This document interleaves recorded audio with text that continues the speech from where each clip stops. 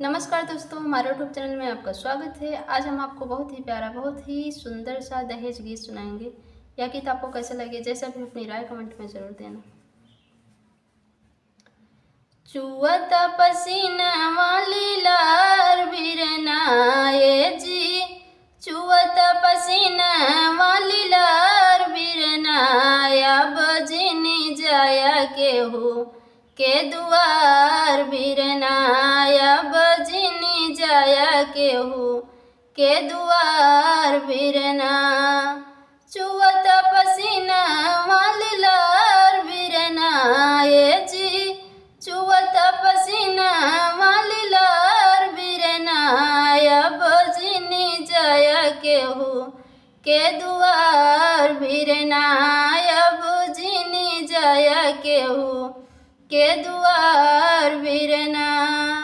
जेकरे दुआरे जइबा मंगे भैया रुपिया, बनी जइब तूहू जेकरे दुआरे जइबा मंगे भैया रुपिया, बनी जइब तूहू कर्जदार बिरनाए जी, बनी जइब तूहू कर्जदार बिरनाया बजनी जाया के हो के दुआर बिरनाया बजनी जाया के हो के दुआर बिरना।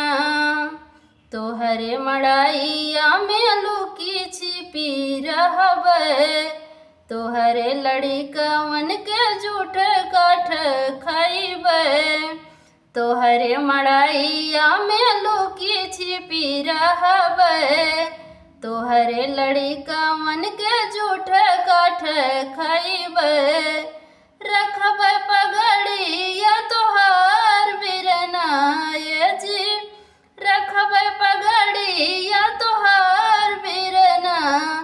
आबो जिनी जाया के हो के दुआर बिरना, आबो जिनी जाया के हो के दुआर बिरना। चुअत पसीना वाली लार बिरनाए जी, चुअत पसीना वाली लार बिरनाया बजनी जाया के हो के दुआर बिरनाया बजनी जाया के हो के दुआर बिरना।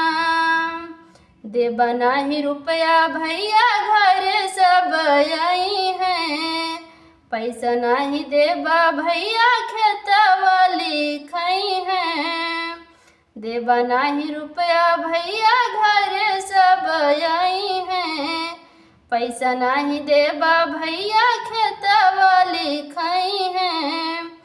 काऊ खई है लाले ना तोहार बिरना, काऊ खई है लाले ना तोहार बिरना।